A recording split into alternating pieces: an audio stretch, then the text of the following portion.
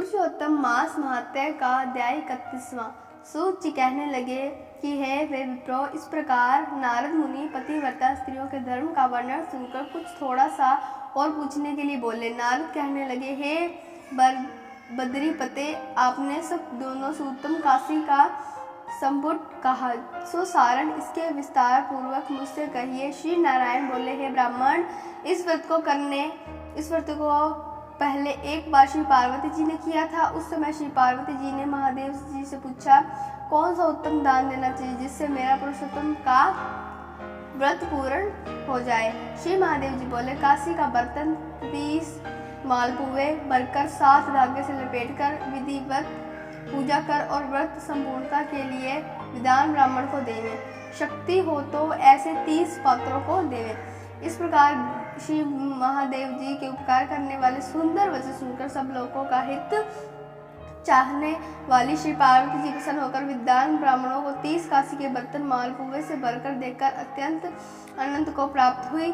सूत जी कहने लगे, हे विप्रो, इस प्रकार श्री नारायण जी के अमृत समान वचन सुनकर श्री नारद जी अत्यंत तृप्त होकर बारंबार नमस्कार कर फिर बोले, पुरुषोत्तम सब साधनों में श्रेष्ठ है। मैंने सब महात्म्य सुन ऐसा ही निश्चय किया है जिसके सुनने मात्र से भी भक्ति से मनुष्य के महापाप का नाश हो जाता है। यदि श्रद्धा और विधि से किया जाए तो कहना ही क्या। मेरी बुद्धि से ऐसा ही प्रतीत होता है। इससे आगे मुझको और कुछ भी सुनना बाकी नहीं रहा, क्योंकि मैं इस कथा रूपी अमृत से अत्यंत तृप्त हो गया हूँ।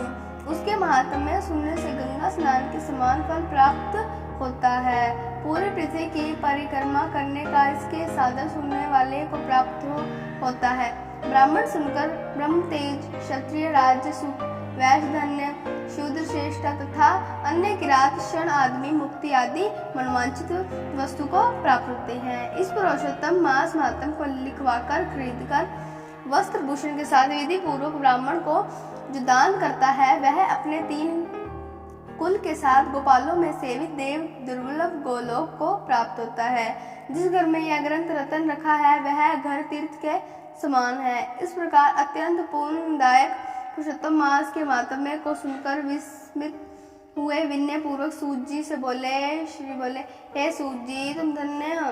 आपके मुख्य से कथा रूपी अमृत पान करके हम सब कृतार्थ हो गए हैं। पुराणों के ज्ञाताज्ञों में श्रेष्ठ सूत जी, आपकी बड़ी उम्र हो तथा आपकी कीर्ति अमर रहे। भगवान की चरित्र लीला कथामृत को पीने से ही नैमिषारण्य वासी मुनियों ने आपको परम पूज्य ब्राह्मण दिया है। सूत जी, जब तक भगवान की पवित्र कीर्ति छाई हुई है, आप हमारे बीच में बैठे भगवान की मनोहर कथाएं सुनाते रहे। इस प्रकार सूत जी ब्राह्मणों का आशीर्वाद लेकर सब ब्राह्मणों की प्रदक्षिणा कर नमस्कार करके अपना कृत्य करने के लिए गंगा जी की ओर चल दिए। और नैमिषारण्य से रहने वाले मुनि आपस में कहने लगे कि यह पुरुषोत्तम का महात्म्य अत्यंत श्रेष्ठ है और पुराना है। भक्त जनों को मनवांछित फल देने में कल्पवृक्ष के समान है।